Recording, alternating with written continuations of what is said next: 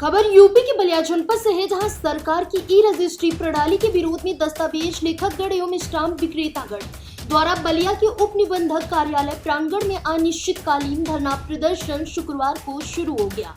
दस्तावेज लेखकों एवं स्टाम्प विक्रेताओं ने कहा कि हम सदियों से सरकार की अभिन्न अंग हैं और सरकार के दिए हुए लाइसेंस पर दस्तावेज लेखन एवं स्टाम्प विक्रेता का कार्य करते हैं, जिसमें सरकार द्वारा फ्रंट ऑफिस खोलकर ई रजिस्ट्री कराने की मंशा जता रही है, जिससे हम दस्तावेज लेखक और स्टाम्प विक्रेतागण का रोजी रोटी प्रभावित होने की संभावना है, जिसके डर से अपनी रोजी रोटी के प्रति सचेत होते हुए उत्तर प्रदेश सरकार से अपनी रोजी रोटी के लिए और अपने कार्य के प्रति प्राथमिकता के तौर पर अनिश्चितकालीन धरना प्रदर्शन करने पर मजबूर है। उन्होंने कहा कि जब तक सरकार हमारी मांग को नहीं मानती है, तब तक धरना प्रदर्शन करते रहेंगे। ऐसी परिस्थितियों में हमारी जायज मांगों को तत्काल मान लिया जाए, ताकि हमारा तथा हमारे परिवार का भविष्य सुरक्षित रह सके और हमारी रोजी रोटी पर संकट न आए। अभय कुमार श्रीवास्तव, दस्तावेज लेखक, सदर बलिया। अभी आप लोग कहाँ पे बैठे हैं और क्या मामला है?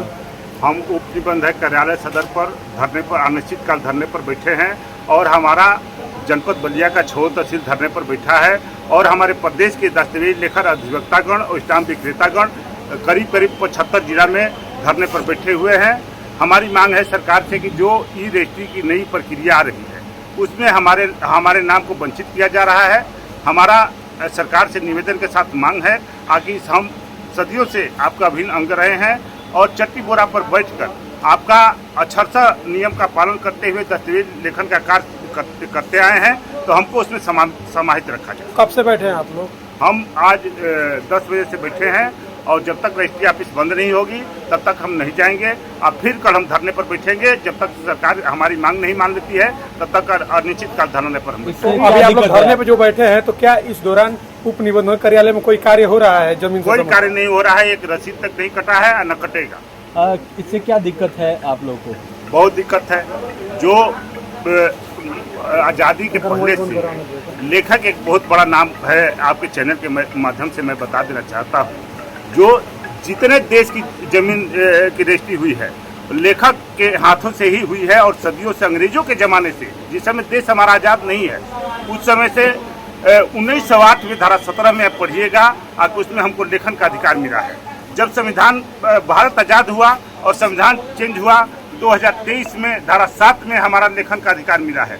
उस अधिकार को कोई छीन नहीं सकता। इसलिए मैं जो नई प्रक्रिया सरकार की आ रही है ई रजिस्ट्री और फ्रंट ऑफिस, तो उसमें हम जो प्रोफार्मा आया है वो कॉलम बना के आया है, उसमें नियम सारे दिए गए हैं, तो हम उसमें चाहते हैं कि हम सरकार का हमेशा से अभिन्न रहे हैं और अभिन्न अंग रहे हैं और उसमें हमको समाहित रखें। क्या सरकार आप लोग को हटाना चाहती है?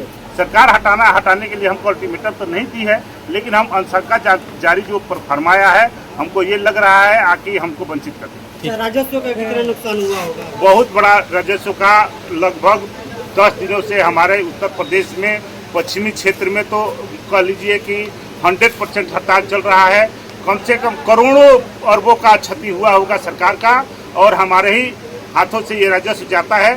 सरकार को चाहिए कि हमारे साथ मिलकर कार्य करें और हमेशा से हम करते आए हैं और हमको अपने में समाहित। आज धरने का पहला दिन है। आज धरने का पहला दिन है और हमारा 6 तहसील बंद है और कल से अनिश्चितकाल जब तक हमारी मांग नहीं पूरी होगी तब तक ये रजिस्ट्री तो क्या इस दौरान कोई अधिकारी कोई आए थे आप लोगों से बातचीत करने के लिए? नहीं, अभी कोई हमारे यहाँ कोई अधिकारी नहीं आया। आगे धरने पर आप क्यों बैठे हैं, कोई पूछने तक नहीं आया। हम अपना कार्य बहिष्कार हाथ में क्या लिए हैं आप?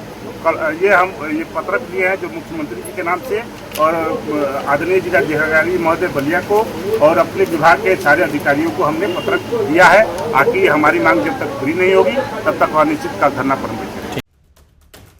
फिलहाल इस खबर में बस इतना ही।